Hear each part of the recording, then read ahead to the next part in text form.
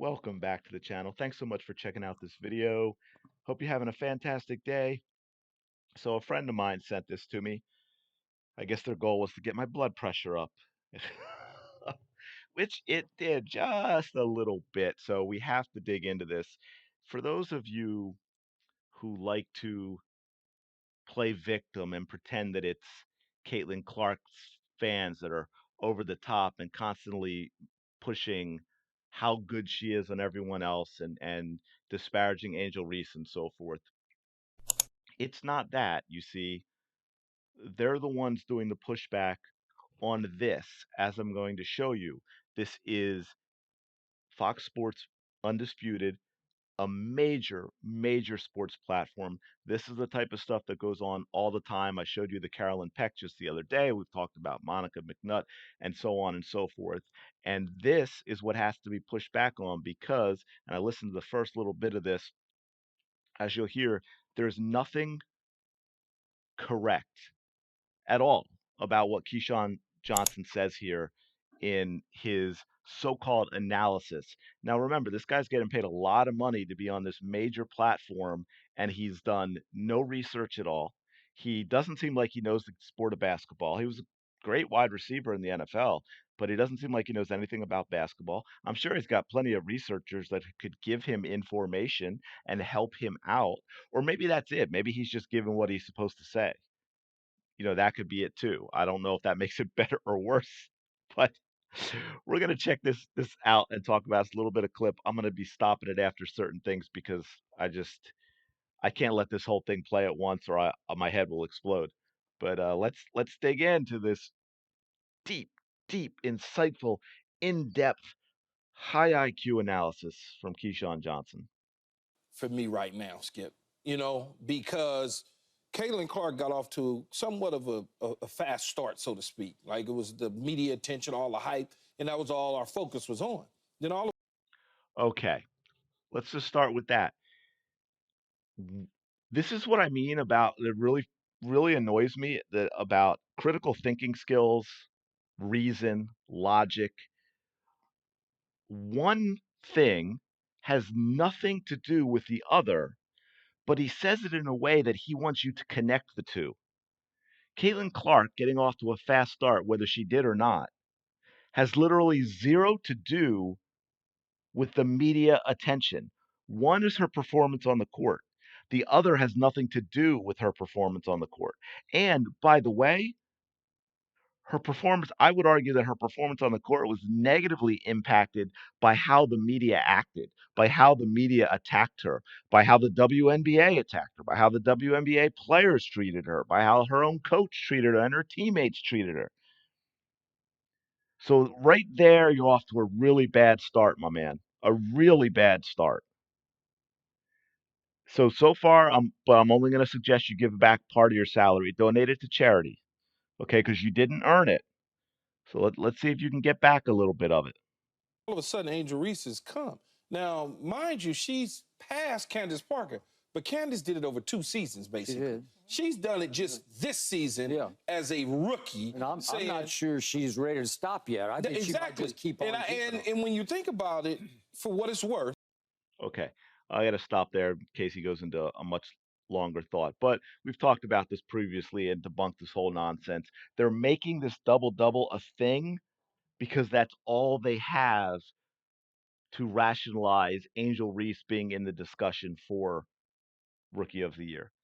And for all those people, none of this is about Angel Reese here other than to point out what the media is doing. Okay, pointing out what the media is doing. But as you can see here, and I've talked about, this is this year in the WNBA. There have been 129 point rebound double doubles, only 19 points assist double doubles, and only 3 triple doubles. Caitlin Clark has 4 assists and points double doubles in her last 5 games, and she owns one of those 3 triple doubles.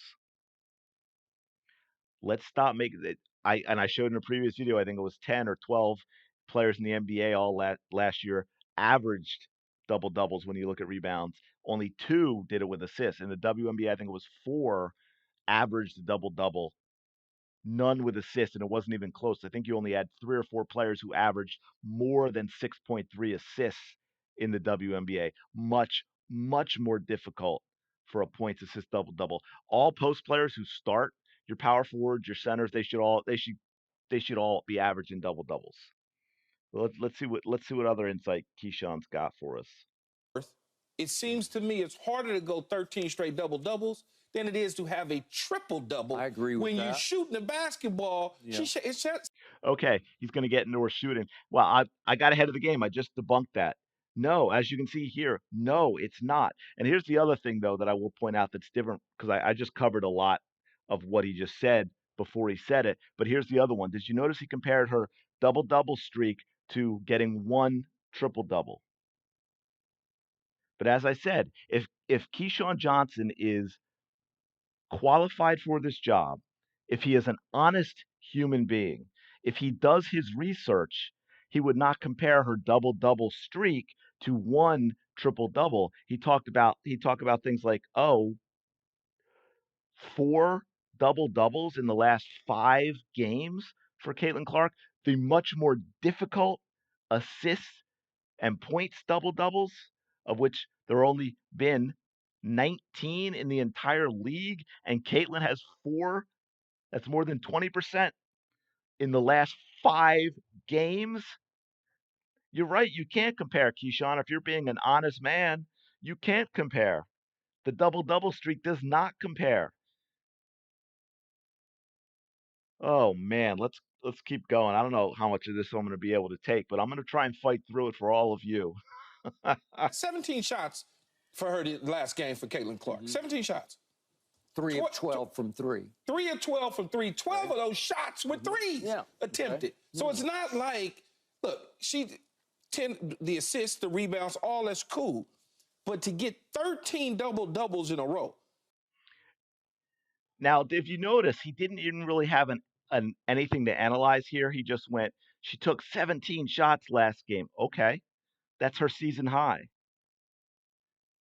I don't know what that has to do. You said it like it's a disparagement, and then go right back to these double doubles. Well, yeah, you don't need a lot of shots for doubles doubles, but again, I'm going to go back to Keyshawn Johnson is either unqualified for this job, so I have to question who hired him and why, or he's lying, which would be very disappointing, or he's simply lazy and doesn't do his research. Because as we'll see here, per game, Caitlin, this is Angel Reese, field goal attempts, shots per game, 11.9. 11.9. Keep that in mind because we're going to go to Caitlin Clark. Where is it up here? There we go. Field goal attempts per game, 12.5. That is a half a shot difference per game. And by the way, that goes to the stuff I'm leaning to where you've got the league, both her teammates and opponents, trying to get her these double doubles because they're in no universe should Angel Reese be taking the same number of shots per game as Caitlin Clark. And yet that's what's happening, 12.5, 11.9. So what was Keyshawn Johnson's point about taking 17 shots? Anyone? Anyone want to guess? Other than he thinks for some reason, because he doesn't know basketball, that is a disparagement and adds to his argument for Angel Reese? Because it doesn't. So we're gonna have to listen to this double double stuff again a bit, but let's go. That's hard. Yeah. By the way, Tina Charles. Again, as we go back to this, it's not hard. It's actually not hard. It's pretty common for power forwards and centers who play in the post all the time, who get a lot of minutes, obviously, your starters. Again, in previous videos, showed all the numbers for the NBA, even showed it in the WNBA, and you could look at the players that average double doubles in rebounds and points versus the players that average it in assists and points, and it's not even close. In the NBA, I think it was 12 with rebounds, 2 with assists. In the WNBA, it was 4 with rebounds, none with assists. They weren't even close. Not even close. In fact, I think only 3 or 4 players had more than 6.3 assists per game. So, again, respectfully, Keyshawn, I don't want to say you're lying, but if you're not lying, you should resign because you're not qualified for this job. You don't have what it takes to analyze basketball on a national platform like Undisputed. Or your researchers are terrible, or you're lazy and don't take advantage of your researchers. But it has to be some combination of those things. All right, man, we're going to power through. Charles has the all-time record of 22 in a row, and I just think Angel's got a great shot at that. Yeah, she probably does has a great shot at it. But 22 in a season. In a season. None of this really matters. She got a great shot at that in the season because she's able to rebound and do the things she's doing. But right now it's kind of like a deadlock because I also factor in all of those turnovers, Caitlin. Hey, real quick, did you notice? I'm going to go back because that's an important one too, where he's going to, again, laziness, incompetence, lying. I don't know what it is, but he mentioned it, rebounding and all the other stuff she's doing. He has to say rebounding and all the other stuff she's doing because she's not doing anything else. She is not doing anything else. Literally, all they can point to is they say double doubles, and they talk about what went out in the memo, right? The hard work, the dirty work. She does the dirty work. She does the hard work. Caitlin on the perimeter is freer. Forget the fact that no one in the league's ever been defended like she has. 94 feet, face guarding, double teams, triple teams. They revolve their defensive game plan around Caitlin Clark. And yet, still combined, most combined points and assists than anyone in the WNBA was 713. First rookie to record a triple-double in WNBA history. First player to record a triple-double in Indiana Fever franchise history. By the way, this is not a rookie record. This is a record. Fastest player in WNBA history to reach 350 points and 150 assists. She's the first rookie to do 350 points, 150 assists, 125 rebounds in an entire season, and she did it in 22 games. No one has ever averaged 16 points, 5 rebounds, and 7 assists in a season in the WNBA. Caitlin Clark currently is at 16.1 points, 6 rebounds, and 7.4 assists. And again, with those 4 double doubles in the last 5 games, real double doubles, with assists. So I think we're gonna have a little bit here. I'm gonna see if I can listen to a little bit of Skip. Deadlock because I also factor in all of those turnovers, Caitlin Clark. There's just so many turnovers. Every time you look up, she's giving the ball to the other team. Think about that for a second. For any of you actually watching the game and can be honest about that, think how over the top he is with that. First of all, the turnover thing's been debunked a million times. We've shown the way earlier in the season, the way her teammates can't catch passes. We've talked about how often she has the ball and the fact that the leading players with turnovers in the NBA and the WNBA, by the way, for careers are the top 25 list is like 21 Hall of Famers in it. Someone got all upset that I did that video and was like, oh, well, what about per season? They have those numbers because they played so long. So what about per season? So I did that too. Same thing. You can go to, in 2017, Russell Westbrook won the MVP. He led the league in turnovers that year. 2018, James Harden won the MVP and he led the league in turnovers that year. So this is nonsense. This goes back to you're either lying, which is very disappointing. You're incredibly lazy and do no research, which is disappointing, and you should quit, or you're just completely incompetent and have no business analyzing basketball, in which you should quit. And did you notice how he emphasized that and went way over the top with that, with the every time you look up, she's turning the ball over? The I want to say the gaslighting, but again, I to be fair, I'm not sure if he's just incompetent and has no business having this job and he should not be analyzing basketball, or he knows that this is nonsense, which means he's lying, which is also really, really bad, or he's simply lazy and his researchers gave him the information so he could sound at least what he's like he knows what he's talking about, and he just didn't look at it. I mean, this is a really, really bad look for sports media. You're starting to see, and it's going to take a while because Fox Sports and ESPN, they get paid their certain amount per month per cable subscriber, and it's on a downward trend, but there's still a lot of cable subscribers, so they still make a lot of money without anybody actually watching them.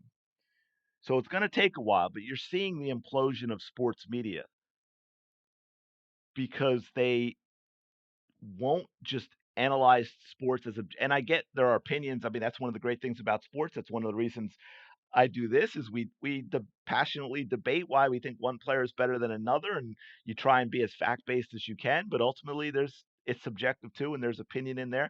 But they should. The problem that we have is they are not analyzing it as objectively and being subjective. Like it's fine to someone can say LeBron's the greatest player ever, and someone else can say Jordan, and they can both point to a lot of different things, and they're not going to change each other's mind, and that's fine. But when you're making that because you're trying to fit a narrative, and when you're in a position like they are, and you have this platform, that's just dishonest, and you have no business doing this show if that's how you're going to handle these things. So I'm gonna try see if I can handle a little bit of Skip. I'm saying such mean things. He's probably get the network's gonna block this vid anyway. And so you factor that into the equation, and they both look worthy of it. Like I said, Skip, it'll come down to the end. It's gonna come down to the end. They don't both look worthy of it. They're not in the same basketball universe. Okay. If I had to pick somebody right now, even though Caitlin is still a prohibitive betting favorite on this, and I would not bet against her ultimately winning this just because she's Caitlin Clark, I would have to, at the halfway point, go Angel over Caitlin. And the reason being that Caitlin's specialty is shooting three-point shots. That's what she does at the Steph Curry kind of level. And she's 33%, 33.1 from three, and it ranks 32nd in the league. And it's just not that great. It's Not what she's better. Okay, so Skip, as you can see, Skip really, really had to scramble to find something that he could say this is the reason why. Her specialty? Have you watched her play? Have you seen the passes that she throws? It is what attracts the casual fans' attention to get them to tune in because no one is in the women's game has ever done that the way she has done that. But to say it's her specialty and because she doesn't do it to the degree that you think she should, and that's the reason she's not rookie of the year, is absolutely absurd. Again, we can go back to how the defense plays her. Every single team's entire defense revolves around stopping Caitlin Clark. She doesn't get open looks. I included in a video yesterday of her warm up before a game where she just went, the around the world, around the circle, whatever you might happen to call it, doing threes and just, get the ball pass, take a three, take a few steps in one direction, take a three, and just keep going. And she made them all. Those are the looks her teammates are getting. You want to know why Kelsey Mitchell's having a career year in her 3-point shooting? It's because she's shooting those practice threes. Caitlin doesn't shoot any of those practice threes. And to say that because that's her specialty and you don't think she's shooting high enough, again, you combine it all, and we'll be happy to take a look because we can look at Angel Reese who shoots from 3 feet. Okay, and we can go down to her shooting percentage is 41%, even though she shoots from around the basket. But if we go down to advanced, I think it is, right? Yeah. Whereas it has total shooting percentage still under 50% at 49.5. That takes into consideration free throws too. Caitlin Clark's total shooting percentage 56.5%. 56.5%. It's not even close. And I think her percentage is over 50 if I am not mistaken. I was seeing if I could find that real quick. Here you go. Yeah, 50.2%. That combines that weights the twos and the threes. So obviously a three is worth 50% more when you make it compared to a two. So she's over a 50% shooter when you factor that in the weighting. 50.2%. What's Angel? 42.2%. And again, all she shoots is layups. And I'm not disparaging the all she shoots is layups. She's a post player. She's going to be shooting around the basket. But my goodness, if you can't get your effective field goal percentage up above 42% and you're a post player, that is a serious, serious problem. Serious, serious problem. Absolutely ridiculous. But yeah, I'm gonna leave it there. I just get so tired of this, so tired of this stuff. These people cannot be honest. I mean, I don't know what else to call it. I mean, I don't understand how they could be on this platform and be doing this stuff for as long as they have and actually be this incompetent or I mean, know so little about the sport of basketball that these are the takes they give. I mean, I don't know what else to say other than dishonest. I really don't. But let me know your thoughts below. I mean, what is it? Are they incompetent? Should they never have been hired to do this job? Are they dishonest? Do they know none of this is true and they don't care because they want to push a certain viewpoint onto you? I mean, I guess I don't know which is worse anyway. They're either one's pretty bad. But let me know your thoughts in the comments below. Appreciate you checking out this video. Please smash that like button, subscribe to the channel, and I will talk to you later.